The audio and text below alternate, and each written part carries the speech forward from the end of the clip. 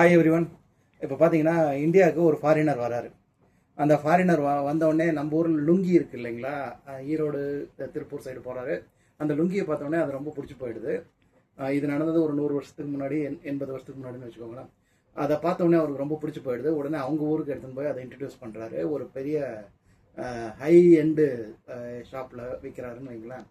என்ன சிக்கலாகிடுதுன்னா, அதை வாங்கி அதை பயன்படுத்தும் போது அதனுடைய கலர் வந்து தாவரங்களால் உருவாக்கப்பட்ட கலர், கெமிக்கலால் உருவாக்கப்பட்ட கலர் கிடையாது. அதனால் அது ஃபேட் ஆகிடுது. அதனால் அந்த நிறுவனத்தின் மேலே, அதாவது வித்த நிறுவனத்தின் மேலே எல்லாரும் வழக்கு போடுறாங்க, என்னென்னமோ நடக்குது. அப்போ வந்து அந்த விற்பனை நிறுவனத்துக்கு புதுசாக ஒருத்தர் மார்க்கெட்டிங்காக வராரு. அவர் அடுத்த என்ன பண்ணலான்னு யோசிச்சு ஒரு ஐடியா பண்ணுறாரு. என்ன அப்படின்னா, இது வந்து ஒவ்வொரு வாஷ்லேயும் உங்களுக்கு ஒவ்வொரு தன்மையை இந்த துணி கொடுக்கும் அப்படின்னு சொல்கிறார். ஸோ ஃபஸ்ட்டு நீங்கள் வாங்கி போன கலரில் இருக்கும், அப்புறம் ஒரு வாஷ் ஆனதுக்கப்புறம் வேறு மாதிரி ஆகும், அப்புறம் இன்னொரு வாஷுக்கு வேறு மாதிரி ஆகும், இன்னொரு வாஷ்க்கு அப்புறம் வேறு மாதிரி ஆகும் அப்படின்னு சொல்லிட்டு சொன்னோடனே அதில் எக்ஸைட்மெண்ட் ஆகுறாங்க.